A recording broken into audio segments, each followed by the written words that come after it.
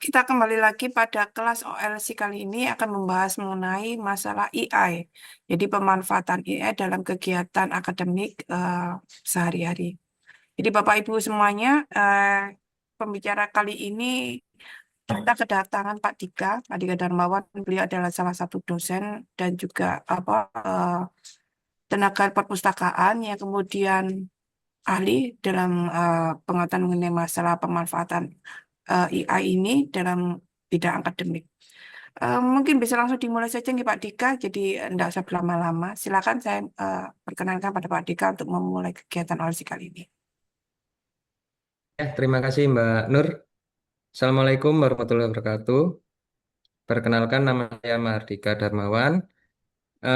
Di sini sebagai pemateri ya, untuk hari ini. Sehari-hari saya di Perpus sebagai Kepala Bidang Tata Kelola Jurnal Ilmiah yang ada di UMSIDA. Untuk materi hari ini, saya bisa share ya ini ya. Iya. Adminnya siapa ya? Mbak Nur atau siapa adminnya? Saya Eh, belum bisa share ini. Bukan saya nih Pak adminnya, sepertinya Hostnya siapa ini? kayaknya Mbak Anita ini. Mbak Anita adminnya Bapak. Mbak Anita. Oke, Mbak Anita, ini saya share ke chat apa ini ke chat aja ya supaya bisa dibuka. Mbak Anita bisa minta tolong supaya hostnya Sudah, sudah ya, hostnya dengan ya. sudah, sudah.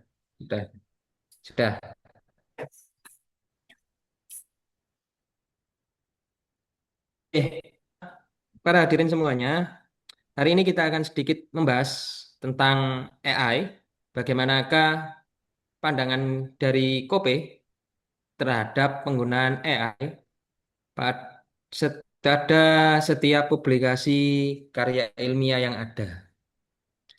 Nah, pertama-tama saya ingin dulu menjelaskan apa itu Kope.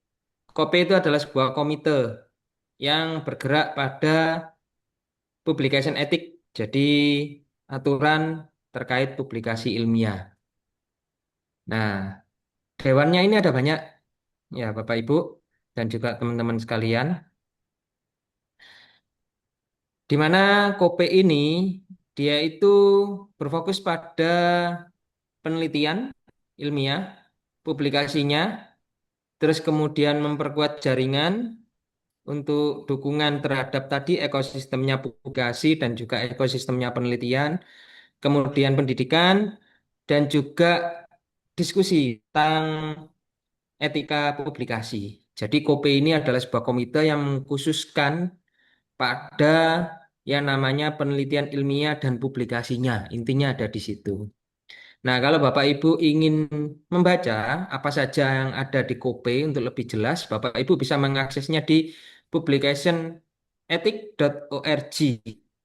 Ya, linknya sudah nampak di situ. Terus kemudian ada Kope tim, ya timnya Kope itu ada apa saja? Itu banyak sekali Bapak Ibu, terdiri dari relawan, staf, pekerja lepas, dan lain-lain. Ya, yang intinya adalah tim ini berkolaborasi untuk masa depan publikasi ilmiah sebenarnya. Ya, etiknya dalam publikasi ilmiah sekarang seperti apa seharusnya. Nah, hari ini kalau kemarin itu kita akan membahas tentang plagiarisme ya. Sebelum COVID, nah itu masih marak-marak tentang pembahasan tentang plagiarisme. Tetapi semenjak ada yang namanya ChatGPT, nah dimulai dari ChatGPT itu mulai di apa sebarluaskan. Nah, itu sekarang sudah bukan plagiarisme lagi yang menjadi tetapi adalah tentang AI. Nah, bagaimanakah tanggapannya Kope ini terhadap AI? Nah, itu di sini ada saya bagi ke dalam berapa kasus? 4 kasus yang sudah pernah dibahas oleh Kope terkait AI ini. Ya, kasus yang pertama adalah menangani artikel yang diproduksi oleh AI. Nah, kita tahu hari ini banyak penulis yang tidak melakukan penelitian, tidak melakukan kajian teori, tapi bisa mengaku. artikel ilmiah. Nah, mereka menghasilkannya ini biasanya menyuruh AI untuk membuat artikel tersebut tanpa didasari dengan penelitian yang sudah dilakukan. Nah, case yang pertama ini adalah kasus yang pertama itu jika ada seorang penulis mengirimkan sebuah artikel pada jurnal, ya ini yang biasanya kita lakukan. Editor itu pasti akan mengecek artikel tersebut. Nah, di sini editornya itu mengecek menggunakan dua buah AI check. Salah satu cek menunjukkan bahwa artikel itu dibuat oleh AI. Nah, ini kasus yang umum terjadi pada publikasi ilmiah. Nah, pertanyaannya adalah, harus kita apakan artikel ini? Apakah kita tolak? Kemudian, haruskah kita memberikan kesempatan kepada mereka untuk mengirimkan revisi? Lalu, apakah ada ambang batas atau pola penggunaan di mana beberapa penanda AI dapat diterima? Nah, jawabannya dari pihak KOP ya disarankan adalah tiap jurnal itu harus mempunyai kebijakan terkait penggunaan AI pada penulisan karya ilmiah. Ya, jadi kalau jurnal itu punya kebijakan, itu enak kalau ada artikel yang ditengarai ditulis oleh AI. Misal, jurnal A itu mengharuskan AI chatnya itu lebih dari 10%. Ya, atau jurnal B menyarankan bahwa kepada penulis untuk mengisi formulir bagian mana saja yang dibuat oleh AI. Nah, kalau ada ketentuan seperti itu akan enak, Bapak Ibu. Ya, penulis jelas di bagian mana saja atau sampai seberapa itu bisa ditolerir kita menggunakan AI. Tapi kalau tidak ada itu, ya jurnal itu tidak boleh semena-mena dalam artian tiba-tiba ditolak karena AI-nya tinggi, misal kayak gitu. Padahal aturan di jurnalnya itu tidak ada yang membatasi tentang AI. Ya, jadi kepada para penulis artikel ilmiah itu tolong dilihat lagi di jurnal tersebut ada aturan main terhadap AI ataukah tidak. Ya. Lalu yang kedua, nah, KOPE tidak dapat merekomendasikan untuk pengambilan keputusan editor. Ya. Keputusan editor atau keputusan dewan editornya jurnal ilmiah itu murni harus dari dewan editor tersebut. Ya. Tetapi KOPE di sini menyarankan bahwa editor itu harus lebih teliti dan patuh terhadap kebijakan jurnal tersebut. Ya, jadi aturan main yang ada di jurnal itu harus diikuti. Ya, tidak boleh editor itu membuat sebuah kebijakan yang di luar aturan main tersebut. Ya, atau kebijakan di luar kebijakan jurnal. Yang kedua, editor harus teliti. Ya, ketelitian ilmiah di sini yang dimaksudkan. Jadi pada saat dia ngecek apa, dia harus teliti apakah artikel ini benar-benar dihasilkan oleh AI ataukah artikel yang penulisannya mirip dengan hasil dari AI. Ya. Lalu untuk penulis bagaimana? Nah, di sini Kope menyarankan ke penulis itu adalah mengakui penggunaan AI dalam artikelnya. Ya, jadi Kope menyarankan kalau tadi ke dewan editornya jurnal juga menyarankan ke penulis, penulis itu harus mengakui penggunaan AI-nya itu bagaimana. Ya, misal pada saat menggunakan judul apa membuat judul saya menggunakan bantuan AI untuk membuat judul artikel ini. Nah, misal kayak gitu. Atau yang sering digunakan adalah eh, kami penulis em, menggunakan AI atau dibantu AI dalam menganalisis data penelitian kami. Nah, itu yang paling sering. Ya, karena kadang dalam menganalisis data, ya terutama ke penelitian kuantitatif, itu perhitungannya sangat sedemikian rupa. Nah, kalau kita menggunakan AI kan akan lebih mudah. Nah, itu harap diungkapkan di artikel jenengan. Ya, biasanya ditaruh di mana? Ditaruh di acknowledgement. Ya, di situ ada apa catatan. Semisal eh, apa terima kasih kepada siapa ataupun ada catatan yang tadi. Ya. Selain itu beberapa jurnal juga menyarankan untuk eh, pernyataan tadi, pernyataan penggunaan AI-nya itu dibuat dalam sebuah surat pernyataan. Jadi hal ini tergantung dari kebijakan tiap jurnal. Jadi kita sebagai penulis itu harus membaca, ya, membaca semua kebijakan yang ada di jurnal tersebut. Biasanya kebijakan jurnal itu selalu ditaruh semuanya ada di website jurnal tersebut.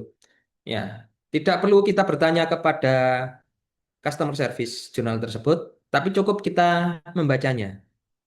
Ya, karena kalau orang Indonesia itu biasanya banyak bertanyanya ya ke customer service tanpa membacanya dulu. Nah, jadi saran saya, kalau ingin Indonesia itu tambah maju, ya silahkan dibiasakan membaca dulu kebijakan-kebijakan jurnal yang ada di websitenya. Nah, kemudian terkait artikel terdahulu, nah pada hal ini, Kope itu menyarankan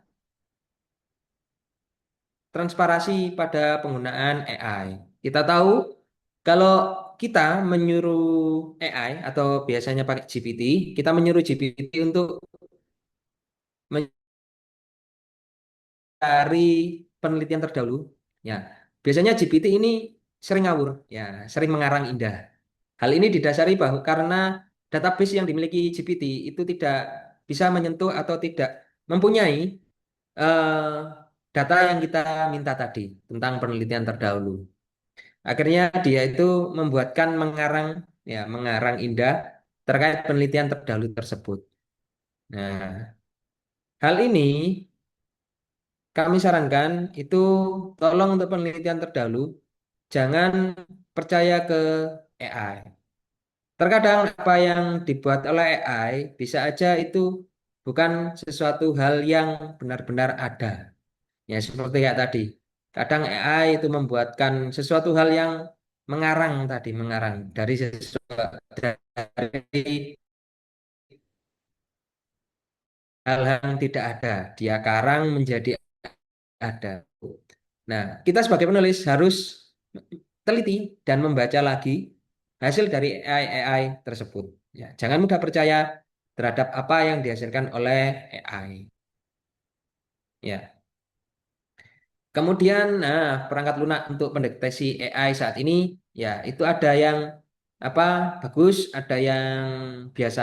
Tetapi secara umum, pendeteksi AI saat ini yang dikembangkan itu masih belum ada yang 100% dinyatakan paling bagus dalam mendeteksi AI. Karena tiap perangkat itu masih standar biasnya itu lebih dari 25% masih ya. Ya, jadi ada sebuah perangkat yang dikatakan bagus pada saat mengecek artikel, ya itu dia mendeteksinya ini dari AI. Nah, kemudian dilakukan konfirmasi oleh pengelola jurnalnya ke penulis. Apakah memang benar artikel ini dihasilkan dari AI? Nah, jawabannya penulis itu saya tidak menghasilkan dari AI. Ini hasil murni, hasil tulisan saya sendiri. Nah, kemudian editor jurnal tersebut melakukan cross check. Ya. Ternyata bahwa penulis ini memang dia expert dalam membuat sebuah kalimat. Ya, dalam membuat kalimat itu dia expert.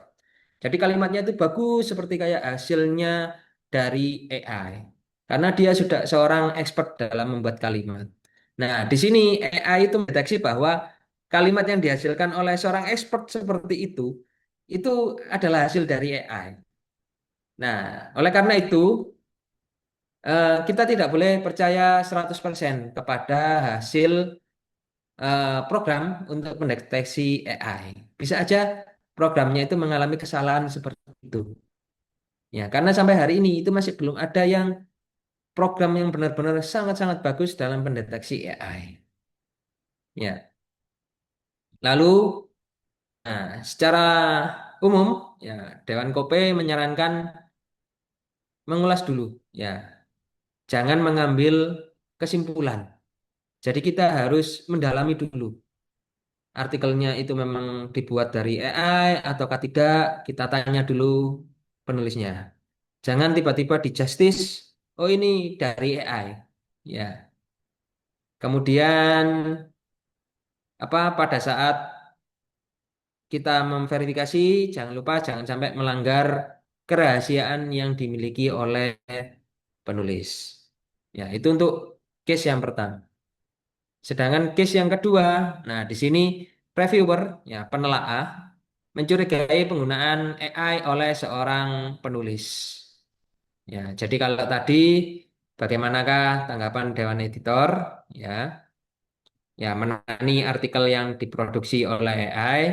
Yang ini kalau kita sebagai seorang reviewer, ya, bagaimanakah yang harus kita lakukan pada saat mencurigai penggunaan AI oleh seorang penulis?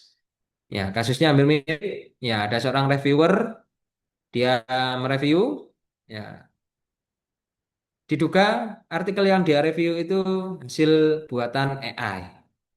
Ya, kemudian reviewernya itu melaporkan hal tersebut ke Dewan Editor. Nah,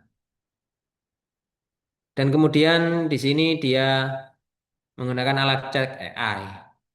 Ya. Nah, pertanyaannya adalah, bisakah reviewer menjalankan naskah rahasia pada pemeriksaan AI? Kemudian dapatkah reviewer menyebutkan komentar mereka kepada penulis bahwa mereka menduga adanya penggunaan AI? Lalu bisakah kita mempercayai ulasan seperti itu? Lalu yang keempat, apa yang harus kita lakukan karena tidak ada diagram alur Kope untuk ini? Yang kelima, ketika penulis mengirimkan surat keputusan, editor mengirimkan surat keputusan, haruskah editor menghilangkan referensi dalam tinjauan terhadap kecurigaan pengulasan bahwa artikel tersebut dibuat oleh AI? Ya. Ada beberapa aspek yang perlu diperhatikan dalam kasus yang kedua ini. Yang pertama adalah kebijakan. Ya, kebijakannya kembali lagi kepada kebijakan jurnal ya, tentang penggunaan perangkat AI. Nah, ini yang penting perlu dipahami dulu pada saat kita menulis sebuah artikel. Jangan sampai karena kebijakan ini artikel kita yang dikirim nantinya akhirnya ditolak. Ya. Kemudian yang kedua adalah kerahasiaan proses peninjauan. Ya, karena reviewer itu ada tiga macamnya. Yang pertama adalah double blind. Ya, double blind. Jadi antara reviewer dan author itu tidak saling mengetahui. Reviewer tidak tahu ini artikelnya punya siapa. Penulis juga tidak tahu reviewernya artikelnya dia siapa. Ya, itu double blind. Lalu yang kedua itu ada skema single blind. Ya, single blind itu yang tahu hanya reviewer saja. Ya, jadi reviewer tahu siapa yang nulis artikel ini tahu. Ya, autor tidak tahu reviewernya ini siapa. Ya, jadi hanya satu saja. Lalu kalau yang open, ya open itu dua-duanya tahu. Jadi reviewer tahu artikel ini siapa, penulis tahu siapa yang mereview artikelnya siapa. Nah, kerahasiaan ini itu paling banyak biasanya yang dipakai adalah yang double blind, ya double blind. Jadi karena menjunjung kerahasiaan, ya kerahasiaan siapa yang review dan siapa yang memiliki artikel tersebut. Nah, kemudian eh, yang ketiga adalah transparansi. Ya, meskipun KOPE itu tidak membuat sebuah panduan secara teknis, ya teknis, tetapi KOPE di sini menyarankan adalah transparansi. Jadi kalau penulis itu memang menggunakan AI, ya menggunakan AI, ya silakan diungkapkan di awal. bagian ini yang kami menggunakan AI, bagian ini yang menggunakan AI.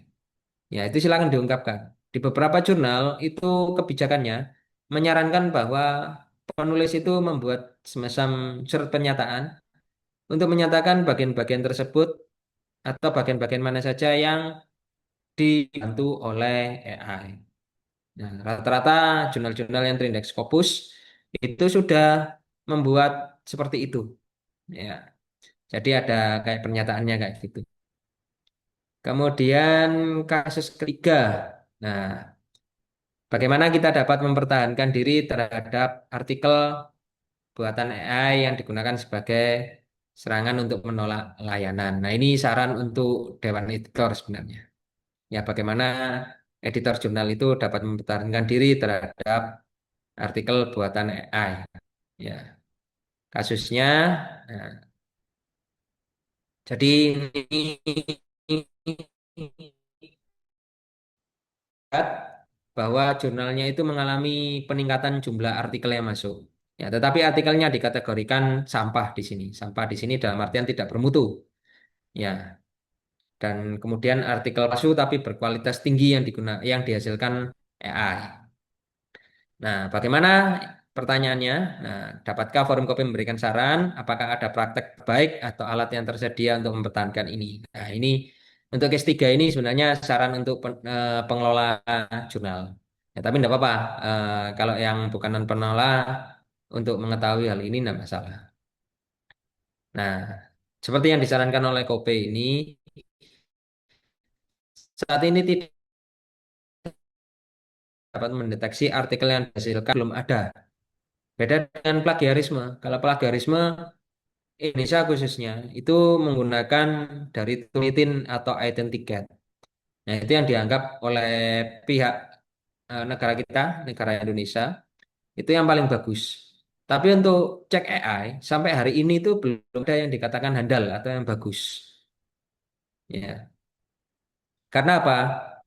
Karena tadi dalam mengecek AI itu tidak sesimpel seperti kita mengecek plagiarisme.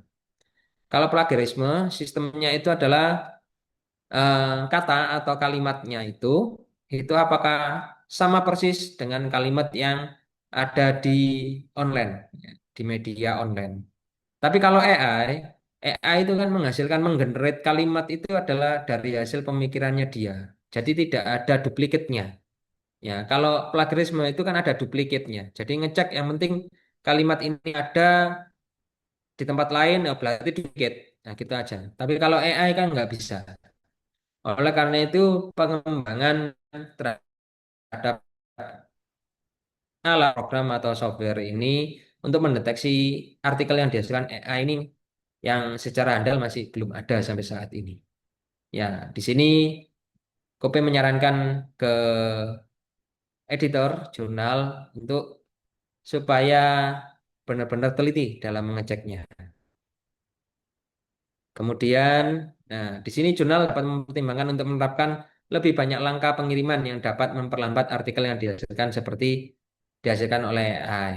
Nah, editor harus melakukan pemeriksaan atau memverifikasi setiap informasi yang dimasukkan. Jangan-jangan hanya buatan dari AI. Ya, terutama kayak Orchid ID itu kan harus daftar ya kita ya. Nah, kemudian juga email institusi itu harus punya. Nah, kalau Kobe itu menyarankan tulis sebuah artikel itu harus dari email institusi supaya terlacak. Ya, ini ikut institusi siapa? Penulis A, institusinya di mana? Nah, itu harus jelas. Makanya itu biasanya kalau jurnal-jurnal yang bagus itu menyarankan bukan email at Gmail ya, tetapi email yang at institusinya apa. Misal kalau kami di @umsida.ac.id emailnya. Nah, seperti itu. Kemudian kasus yang terakhir, nah, cara mengecualikan artikel yang dihasilkan oleh AI atau kecerdasan buatan. Kasusnya adalah,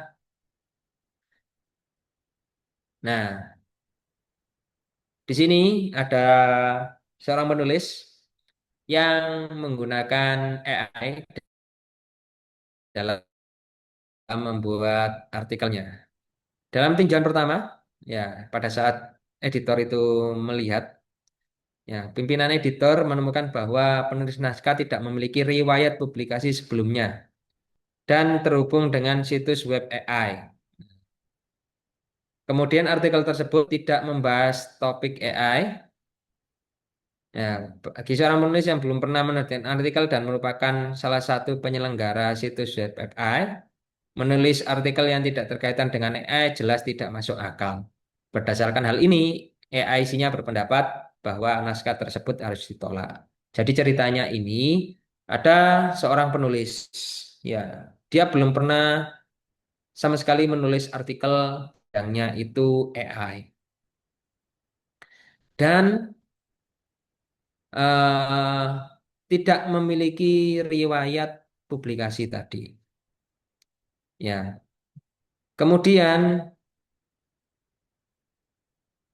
ditemukan di sebuah situs web, dia itu ternyata salah seorang programmer AI. Tetapi artikel yang dia tulis itu tidak membahas tentang AI, tetapi membahas hal yang lain. Nah, hal ini itu ditengarai artikel yang dia buat itu bukan sesuai dengan atau bukan artikel di bidang yang dia kuasai. Nah, intinya itu di situ.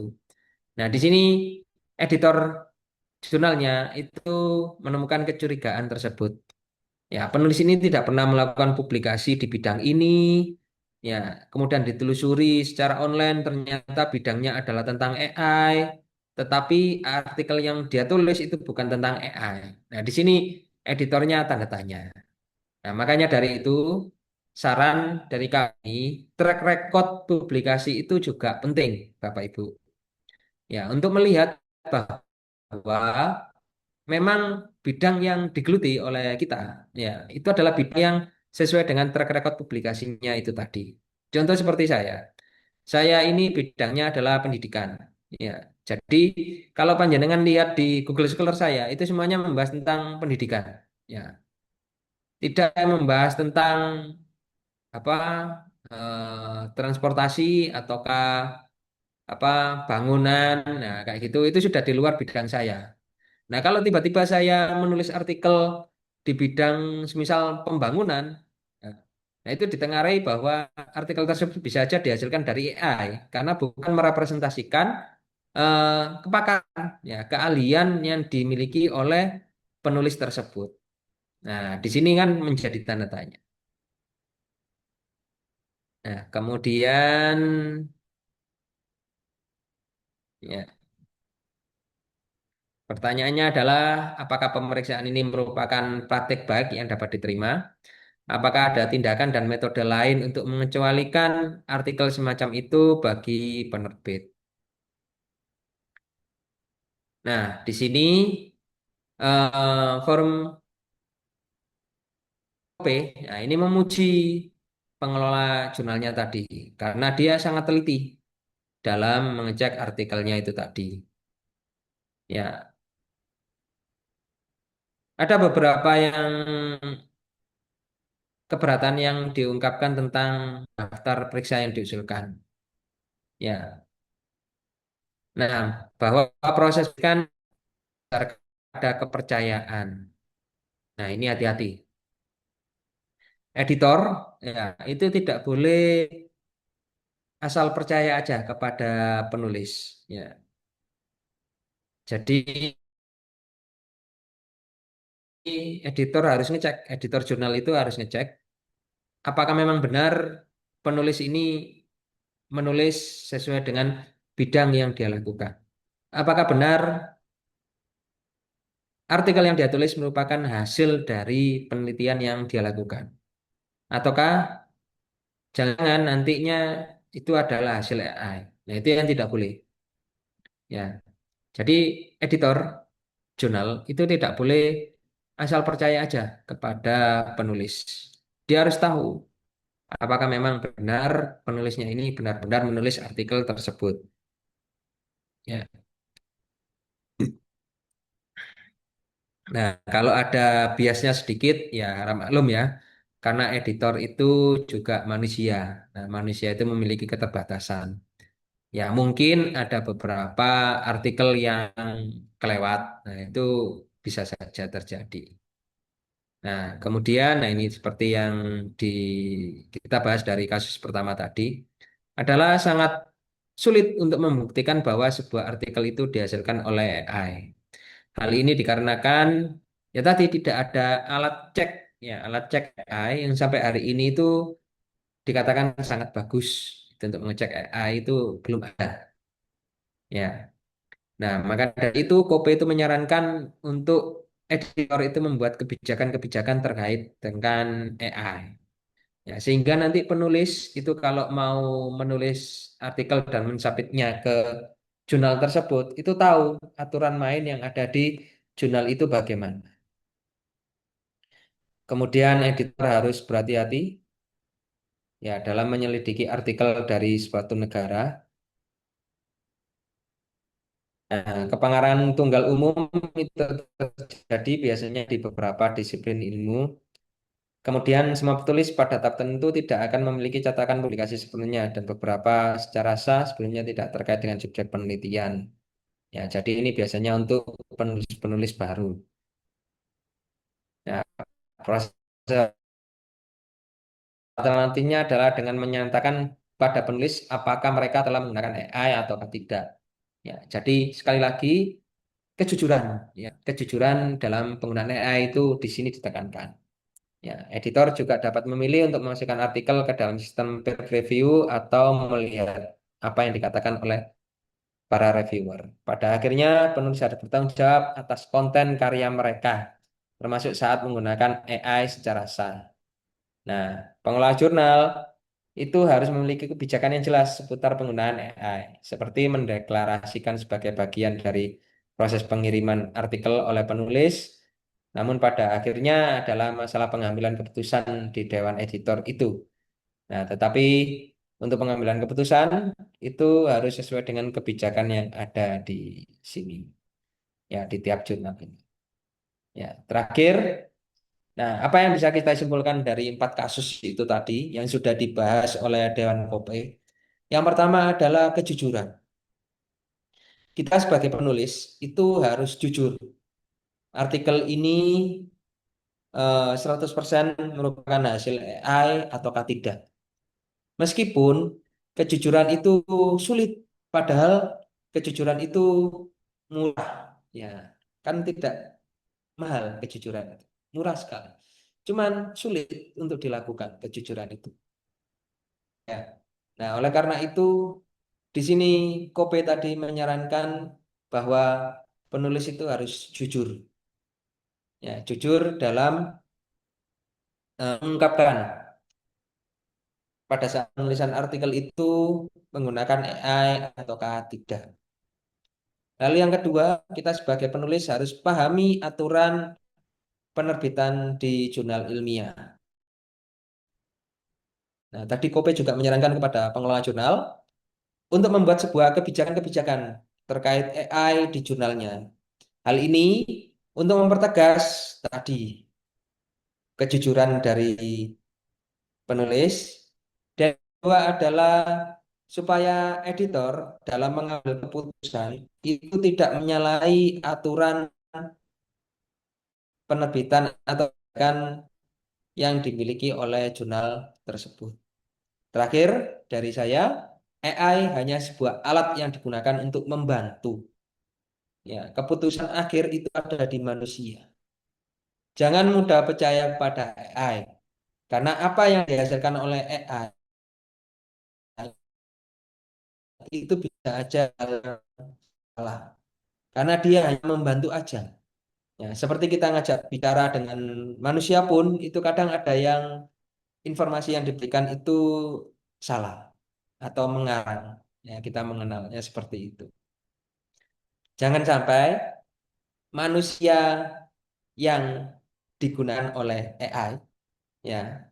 Jadi manusianya itu digunakan oleh AI karena dia terlalu percaya 100% terhadap hasil dari AI tanpa dia cek kembali, tanpa dia klarifikasi apakah benar ataukah tidak, sehingga manusia itu disetir oleh robot seperti kayak kita lihat-lihat di film-film Hollywood ya, yang banyak itu kan banyak itu manusia dikendalikan oleh robot. Nah, itu kalau manusia digunakan oleh AI.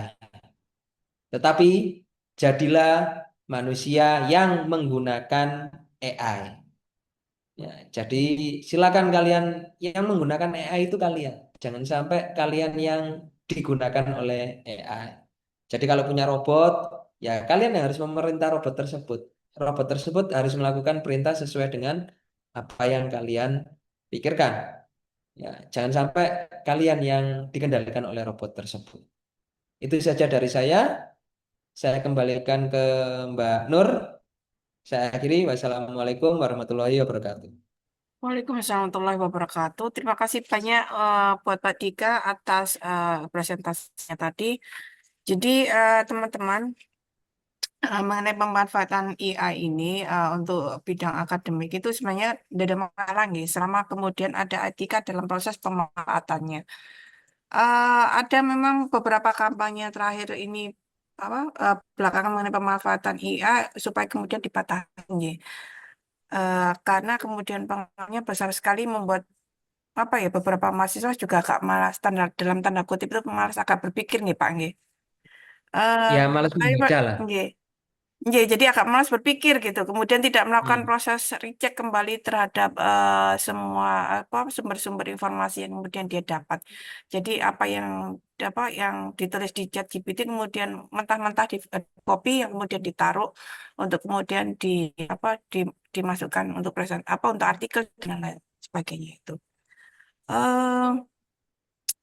Eh, banyak hal bagus yang kemudian sudah diterangkan oleh Pak Dika tadi. Monggo mungkin ada satu dua pertanyaan dari teman-teman semuanya yang berkaitan dengan masalah penggunaan AI dan etika penggunaannya. Saya beri waktu paling tidak 10 menit nih Pak untuk membahas mengenai masalah ini. Monggo. Ya, silakan.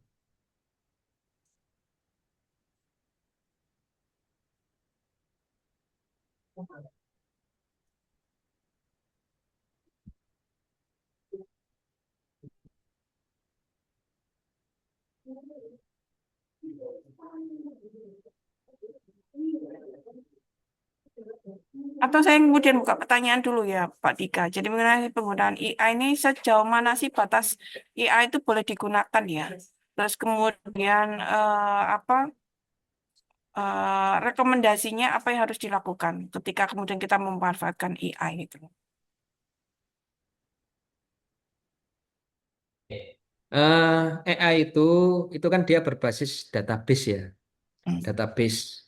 Jadi mekanismenya dia itu seperti kayak otaknya manusia. Menghasilkan apa yang dia tulis, apa yang dia hasilkan, apa yang dia gambar, ya tergantung dari apa eh, perintah kita. Itu berdasarkan database yang ada di database-nya dia, database-nya AI tersebut. Terkadang yang ditanyakan atau yang diperintahkan oleh manusia itu di luar dari database-nya dia, ya, di luar dari database-nya si AI tersebut.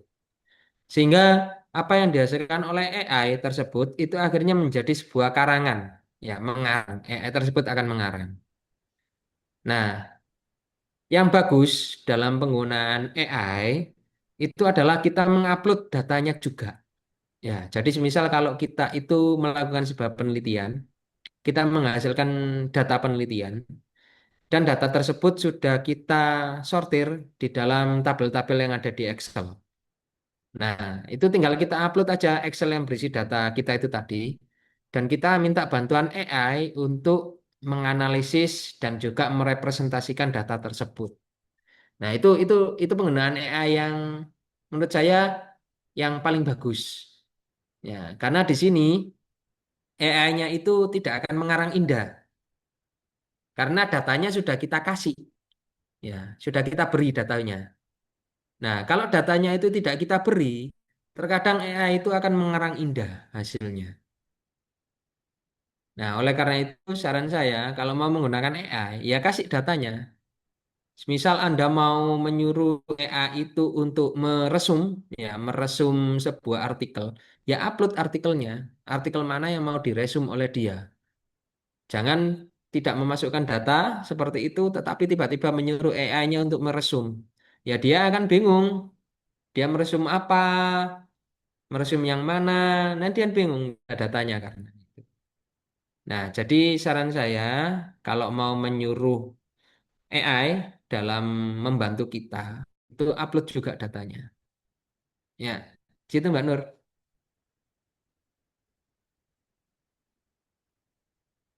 Halo Mbak Nur, Iya, Pak. kelihatannya putus punya Mbak Nur. Oh ini. Terima kasih untuk penjelasannya tadi. Monggo teman-teman saya kembalikan pada rekan-rekan mahasiswa semuanya yang ingin bertanya lebih jauh mengenai masalah pemanfaatan AI ya dalam KUP yang sesuai dengan bidang akademik.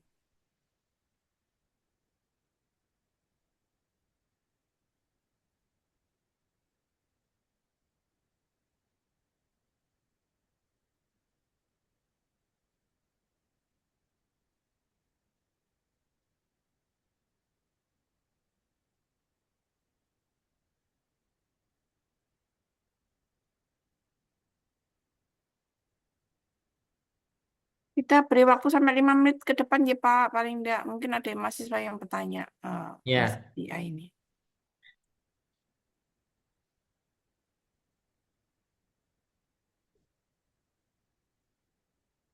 jadi AI ini itu ada untuk membantu. Ya, semua teknologi itu diciptakan itu adalah untuk membantu. Ya, jangan sampai teknologi itu yang mengalahkan. Ya, orang Indonesia biasanya kalau ada teknologi baru, ya, teknologi baru itu khawatir, ya, khawatir kalau-kalau akan manusianya itu digantikan oleh teknologi tersebut. Nah, sebenarnya itu pemikiran yang tidak salah juga, tetapi kurang tepat. Ya, manusia tidak akan digantikan oleh teknologi kalau manusia itu menguasai teknologi tersebut. Ya, tolong diingat-ingat. Manusia tidak akan digantikan oleh teknologi jika manusia menguasai teknologi tersebut. Hanya manusia yang tidak menguasai teknologi yang akhirnya digantikan oleh teknologi tersebut. Contoh, ada orang tidak bisa gambar. Ya, orang tidak bisa menggambar. Tapi dia kerja di bagian yang disuruh menggambar. Ya, orang tersebut tidak bisa menggambar, tetapi disuruh bekerja di bagian menggambar. Nah, selama dia bekerja, dia selalu minta bantuan AI untuk menggambar. Ya, apa yang diminta oleh klien. Ya, otomatis kliennya akan curiga kan, hasilnya dari AI apakah bukan. Nah, lambat laun kalau hal ini ketahuan oleh klien, otomatis orang tersebut akan tidak mendapatkan pekerjaan karena klien lebih percaya kepada AI-nya daripada ke orang tadi. Ya, karena dia tidak punya keahlian dalam menggambar dan hasil pekerjaannya semuanya dari AI. Nah, orang-orang yang seperti ini yang akan digantikan oleh teknologi. Ya. Tapi kalau orang tadi sudah pinter gambar, dia bisa menggunakan AI dengan sebagaimana mestinya. Hasil gambar yang apa dia buat itu bisa akan lebih bagus lagi. Karena kadang kita sebagai seorang tadi apa eh, pelukis ya tadi ya menggambar tadi itu kan butuh yang namanya inspirasi. Nah, kalau dulu itu pelukis itu cari inspirasinya itu lihat-lihat pemandangan atau lihat apa kondisi apa tertentu yang menumbuhkan inspirasi. Nah, dengan bantuan AI itu bisa juga akhirnya inspirasinya itu bisa ada, bisa tidak perlu lagi harus lihat pemandangan yang bagus-bagus dan lain sebagainya. Tapi dengan AI kita bisa membantu menumbuhkan inspirasi untuk membuat sebuah karya seni berupa gambar tadi. Nah, itu akhirnya karya seninya kan bisa menjadi bagus. Nah, orang tersebut itu tidak akan digunakan AI karena AI-nya itu hanya digunakan untuk membantu dia dalam mencari inspirasi dalam menggambar. Ya, bukan AI-nya disuruh menggambar. Ya. Jadi gunakanlah teknologi AI ini secara tepat. Ya, jangan mudah percaya pada apa yang dihasilkan oleh AI. Nah, silakan diklarifikasi lagi. Nah, kemudian kalau menggunakan AI, silakan jujur. Ya, pada bagian mana kita menggunakan AI? Ya, kalau 100% menggunakan AI, ya dibilang saja. Tapi otomatis nanti artikelnya akan di-reject. Ya, karena nggak ada seninya dalam membuat sebuah artikel tersebut. Ya, di situ. Silakan Mbak Nur. Iya Pak, ini ada satu pertanyaan dari teman mahasiswa. Ini dengan Mas Muhammad Nakib. Di situ, pertanyaan beliau ini adalah sejauh mana AI selain memberikan jawaban dari pertanyaan kita, tapi juga memberikan sumber-sumber baru yang bisa dijadikan acuan kajian. Ya, Jadi seperti tiap untuk apa ya? Seperti Google untuk searching, Pak. Pemanfaatan AI seperti untuk alat pencarian informasi. ya, terima kasih Mbak Nur. Jadi AI itu kan berbasisnya database, ya. Seperti kayak GPT. GPT itu dia berbasis database sampai tahun kalau nggak salah itu 2019, seingat saya itu. Jadi kalau dia database-nya 2021, itu otomatis dia nggak punya. Ya, terus kemudian ada yang punyanya Google, itu namanya Gemini. Nah, Gemini itu digabungkan dengan mesin pencarinya Google. Jadi dia bisa mencari database-nya itu database yang di internet. Ya, tapi terkadang ada juga data yang tidak ada di internet. Nah, sehingga dia nanti akhirnya menjadi mengarang kalau diminta data tersebut. Nah, jadi bagusnya bagaimana? Ya, menggunakan AI. Kita kasih datanya. Kalau penelitian ya, kasih data penelitian kita. Jangan tiba-tiba minta buatkan data penelitiannya. Wah, itu ngarang semua 100% itu. Jadi memang kalau kita sebagai seorang peneliti, ya kalian sebagai ada yang mahasiswa, nah silakan benar-benar lakukan penelitian tersebut. Nanti penelitian itu akan menghasilkan data, ya kan? Data-data hasil penelitian. Nah, kalau apa minta AI ya, minta untuk membantu menganalisis atau mengolah data tersebut. Sehingga nanti AI itu hasilnya tidak mengarang indah. Dan juga artikel yang dibuat itu tidak 100% dari AI. Ya, jadi ada sumbangsinya tadi penelitiannya memang benar-benar dilakukan. Ya, cuman bangsa Indonesia hari ini kan agak M ya. Ya, kebanyakan M. M di sini bukan M yang lain tetapi M-nya itu males. Ya, karena kayak kemarin itu terkenalnya rebahan sukanya. Nah, itu akhirnya dengan adanya AI ini, ya banyak yang menganggap hasil AI itu 100% bisa dipercaya. Padahal itu hal yang salah. Oleh karena itu, silakan menjadi manusia yang menggunakan teknologi, bukan manusia yang digunakan teknologi, yang tidak disetir oleh teknologi. Kalau manusia terus-terusan digunakan teknologi, disetir teknologi, manusia bisa punah. Ya, filmnya sudah banyak ya. Kalau kalian lihat di film-film Hollywood itu, di mana bangsa manusia itu musnah, karena kan banyak robot yang menggantikan. Nah, itu karena banyak manusia yang tidak punya keahlian-keahlian yang lebih bagus daripada program tersebut. Ya, intinya adalah terlalu percaya 100% pada program. Padahal kita sebagai seorang manusia oleh Allah Subhanahu wa taala kita dibekali dengan yang namanya akal. Ya, makanya manusia itu ditempatkan lebih tinggi daripada hewan ataukah ciptaan Allah yang lain. Ya, tapi kalau akal itu tidak digunakan, akhirnya tadi kita percaya hasil AI itu 100% benar. Karena akalnya tidak digunakan. Ya, saran saya seperti itu, Mbak Nur. Ya, terima kasih Pak Dika untuk penjelasannya. Tapi pada dasarnya saya melihat ini ya mungkin ada kesalah kaprahan ya Pak Nggih, kalau saya melihat eh, buat banyak teman-teman ini bahwa AI itu seperti Google, jadi alat searching untuk pencarian informasi. Kalau saya lihat Hmm. sih enggak ya. Jadi Bukan beda. keduanya berbeda fungsi pada dasarnya. Jadi satunya itu apa mo- alat bantu, nggih, alat bantu. Entah itu alat bantu dalam untuk melakukan rekayasa bahasa atau kemudian alat bantu untuk memperbaiki mungkin dari data yang kita punya atau kemudian membuat semacam perbandingan atau apa itu bisa dipakai pemanfaatannya untuk AI. Tapi kalau untuk alat searching sepertinya bukan ya. Kalau saya melihatnya seperti itu, mungkin ada Ya, kesalahpahaman aja. Jadi berpikir kemudian kalau kita pakai AI kita bisa menemukan semua jawaban yang diperlukan. ya tidak seperti itu karena AI Ya, itu berbasis database. iya. Ya, Betul. kadang database-nya itu yang kita cari itu tidak ada di database mereka. Akhirnya Iya, mereka kan ngarang indah. iya Itu betul. beda. Intinya karena Itu. berbeda itu tadi. Ya Kalau seperti AI itu kayak bukan, manusia enggak, juga.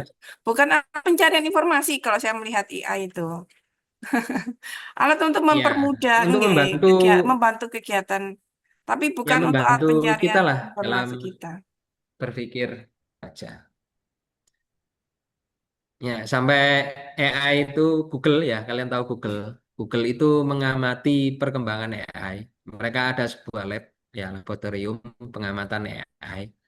Ada salah satu stafnya itu bertanya kepada AI yang dibuat oleh Google itu, apakah kamu makhluk hidup?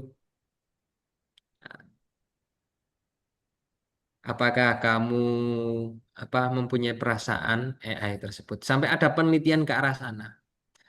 Karena hasil-hasil yang dihasilkan oleh AI yang sangat canggih itu hampir mirip dengan hasil pemikirannya manusia. Karena dia sumber database-nya itu sangat besar, sangat banyak, dan juga pola berpikirnya itu dibuat sangat kompleks dan rumit seperti kayak punyanya manusia. Nah, itu kalau kalian baca beritanya ada. Kalau kalian searching di Google itu ada berita itu. Nah, itu ya anggap aja AI itu seperti kayak kalian ngomong-ngomong dengan manusia lah atau best friend. Ya. Tapi ya itu tadi isi otaknya itu harus diisi. Jangan disuruh-suruh aja. Nah, sehingga nanti dia nggak bingung dia mau menyarankan apa. Itu. Nggih, Mbak Nur, Oke, ada lagi? belum ada pertanyaan lagi. Monggo masih saya buka untuk paling tidak 10 menit ke depan biar rekan-rekan mahasiswa bisa bertanya. Saat ini masih 13.56. Untuk kemudian di presensi sudah saya share di chat di kolom chat nggih. Jadi mohon buat rekan-rekan mahasiswa semuanya bisa mengisi link presensinya dan untuk link presensi ini nanti kemudian Anda bisa mendapat dengan misi link presensi Anda bisa mendapatkan sertifikat untuk kegiatan orasi kali ini.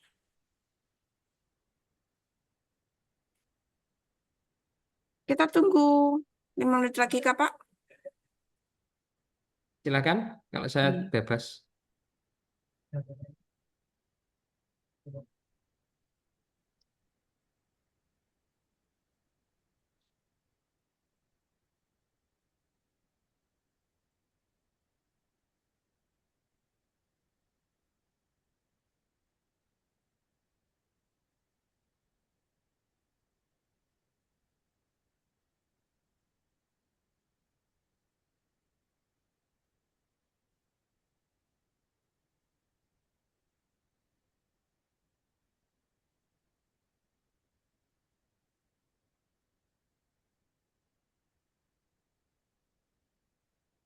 Gimana? Ada lagi apa enggak, Mbak Nur? Kayaknya belum ada pertanyaan, belum ada taman pertanyaan ini. Masih yang tadi.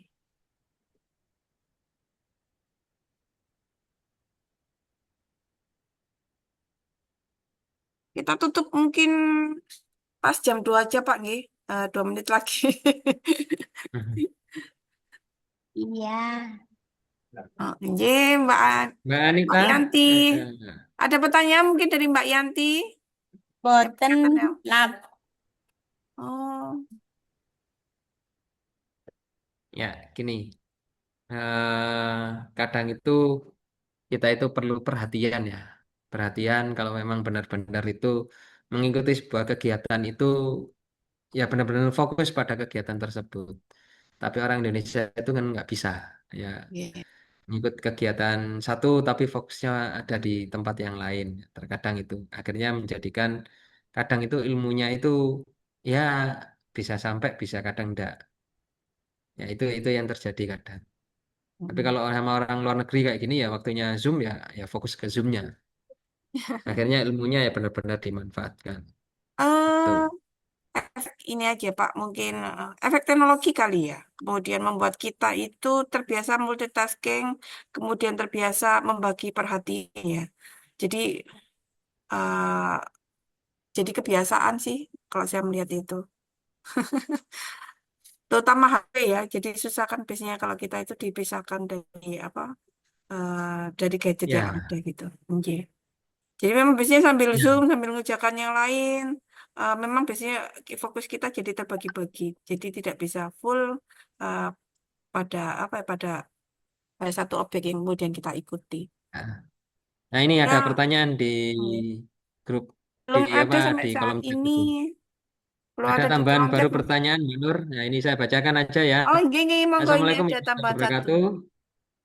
Bagaimana tanggapan Bapak tentang orang-orang yang masih bergantung pada AI? Maksudnya mengerjakan tugas dengan full AI akan membuat mereka malah berpikir, namun tak jarang mereka dapat nilai yang tinggi. Nah, di sini makanya itu perlu pentingnya yang namanya tadi aturan atau kebijakan. Ya, jadi kebijakan sebagai pemangku kebijakan itu harus tegas. Kalau memang apa full hasil AI itu harusnya dapat nilainya berapa? Ya kayak tadi nulis artikel kalau full dari AI ya otomatis di reject. Nah, harus ada kebijakan jelas seperti itu. Nah, tapi Indonesia ini kan nggak ada yang jelas ya kebijakannya ya. Ya, kadang yang salah menjadi benar dan yang benar menjadi salah. Nah, itu kan bukan kebijakan yang jelas. Nah, tapi kalau memang Indonesia itu ingin maju, ya itu tadi harus ada kebijakan yang jelas dan benar-benar ditegakkan kebijakan tersebut. Tidak hanya sekedar apa tulisan saja. Ya, itu. Terus kemudian tanggapan saya pada orang-orang yang bergantung dengan AI, ya jangan harap Indonesia itu punya masa depan seperti Cina hari ini kalau kita masih full bergantung pada AI. Kenapa? Karena AI itu sebetulnya akan membunuh secara perlahan pola pikir manusia. Karena manusia akan menjadi ketergantungan. Seperti kayak kalian menggunakan narkoba itu. Kalau sudah ketergantungan, kan dia akan malas. Nah, tujuannya AI itu sebenarnya apa dilepas tren kayak ini seperti saya ini adalah sebenarnya untuk membodohkan supaya orang itu jadi malas untuk berpikir. Ya, jadi bodoh akhirnya nanti kembali lagi ke zaman penjajahan. Akan mudah dijajah. Ya, mungkin aktif di sosmed itu kan ada yang bilang ya, "Pak, negara ini mau dibodohkan lagi." Nah, seharusnya kita sebagai generasi negara ini itu melihat apa yang dilakukan di Cina. Di Cina itu dibatasi penggunaan teknologi yang sebenarnya itu bagus, tetapi kalau disalahgunakan bisa menjadi sangat membahayakan. Itu mereka batasi. Ya, rakyat Cina itu haruskan apa siswa di sana itu benar-benar untuk belajar. Bahkan di kereta pun itu mereka masih melakukan membaca buku. Ya, tapi kalau di Indonesia, ya daripada membaca buku, mendingan membaca WA, ya kan? Atau membaca Facebook atau Instagram atau TikTok, ya masih suka di sana. Nah, maka dari itu, ya jangan kaget kalau tidak sampai 10 tahun ke depan, Indonesia dengan Cina itu akan sangat ketinggalan jauh. Ya, ambil contoh yang nyata, Indonesia dengan Vietnam. Indonesia dengan Vietnam Dulu zaman Orde Baru, Vietnam itu yang belajar ke Indonesia. Ya, Vietnam yang belajar ke Indonesia atau Indonesia dengan Malaysia. Orde Baru dulu sama, banyak orang Malaysia yang sekolah ke Indonesia itu banyak Orde Baru dulu. Sekarang kebalikan kan orang Indonesia yang sekolah ke Malaysia, ke Vietnam dan lain sebagainya. Hal ini mengapa bisa terjadi? Adalah tadi tidak adanya inovasi-inovasi dari hasil pemikiran manusia-manusianya yang ada di Indonesia. Kalau dulu itu banyak inovasinya, bahkan kita diakui oleh dunia. Contoh orang yang di IPB, di UI yang zaman dulu itu sangat bagus, UGM itu bagus-bagus tuh. Di PB itu menemukan apa struktur cakar ayam yang itu sampai syarat ini itu digunakan di seluruh Indonesia. Itu yang menemukan orang Indonesia loh. Hari ini paling apa baru itu adalah 5G. Ya, dasar 4G, dasar 5G itu yang menemukan orang Indonesia, orang Kediri. Itu yang paling baru. Cuman itu yang diakui oleh dunia saat ini masih ya. Yang lainnya masih belum ada. Ya. Nah, ini yang seharusnya difikirkan oleh negara kita. Ya, bahwa negara lain itu sudah benar-benar membatasi mana yang seharusnya perlu dan mana yang tidak. Ya, jadi ada kebijakan-kebijakan khusus lah terhadap penggunaan teknologi seperti ini. Tuh. Ya, silakan Mbak Nur, saya kembalikan ke Ya, Mbak Nur. terima kasih untuk Pak Dika. Eh, sudah menunjukkan jam 2 lebih 5 menit. Kalau ini belum ada pertanyaan lagi, kita tutup aja nih Pak nggih. Monggo rekan-rekan sekalian, kalau masih ada pertanyaan lagi yang berkaitan dengan masalah AI dan KUP ya. Jadi pemanfaatan AI sesuai dengan KUP di lingkungan perguruan tinggi. Mungkin kalau ada tambahan pertanyaan, monggo saya tetap persilakan buka. Kalau tidak, ya, ini akan saya tutup. Untuk presensi, apakah sudah diisi? Monggo kalau belum diisi, silakan diisi terlebih dahulu untuk presensinya. Nanti untuk dari daftar presensi ini, kita akan memberikan sertifikat kehadiran, sertifikat OLC yang akan bisa dipergunakan untuk mendapatkan KUM ya, nilai.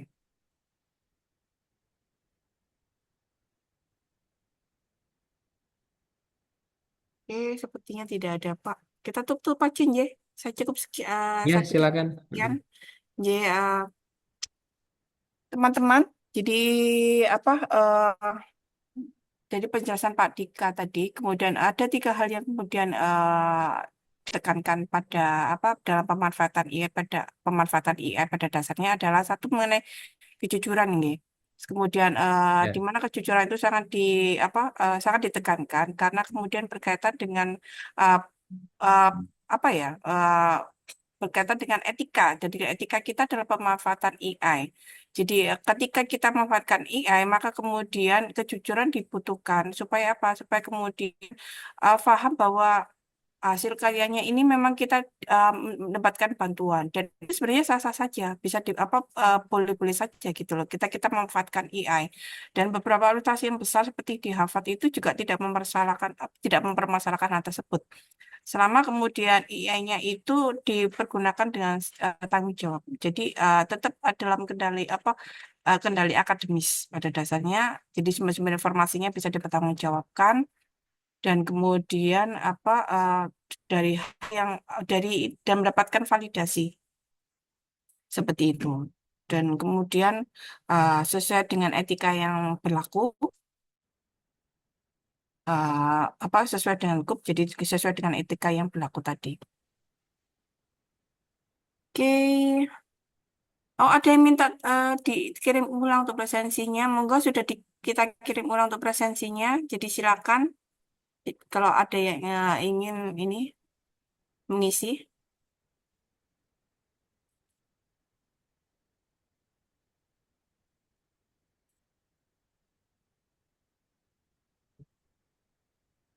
Kita tunggu dulu sebentar, Pak. Jadi untuk mungkin rekan-rekan mahasiswa yang masih belum mengisi presensi, jadi kita berikan kesempatan apa mereka untuk mengisi presensi terlebih dahulu sebelum kita tutup acara pada hari ini.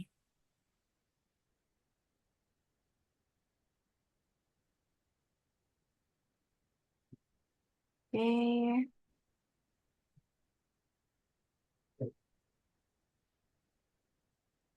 Cukup ya. Jadi seperti yang ditekankan oleh Pak Dika tadi, maka kemudian pada dasarnya pemanfaatan AI dalam skup akademis itu kemudian diperbolehkan selama kemudian pemanfaatannya itu sesuai dengan aturan etika yang kemudian sudah ditetapkan dalam KUP. Jadi selama kemudian aturan itu sudah diterapkan, pada dasarnya pemanfaatan AI tidak ada permasalahan di dalamnya. Jadi sebuah permasalahan ketika kita sebagai manusianya ketika memanfaatkan AI, kita tidak melakukannya sesuai dengan etika, sesuai dengan syarat-syarat etika yang telah kemudian ditetapkan.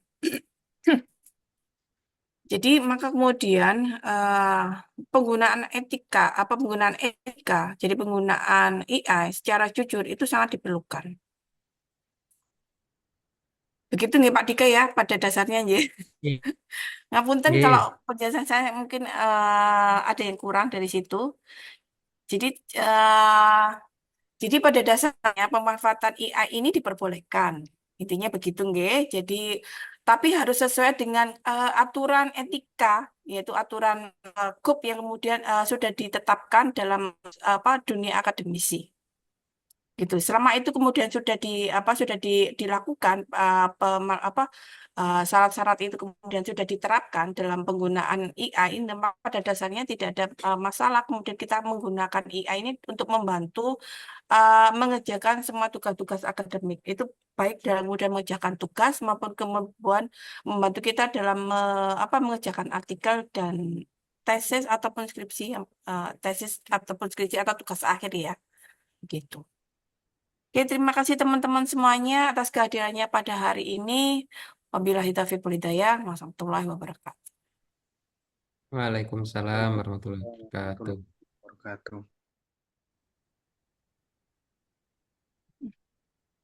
Terima kasih Pak. Saya undur diri nggih. Waalaikumsalam. Nggih. Waalaikumsalam. Udah diakhiri aja Mbak Anita. Nggih, amin. Matur nuwun.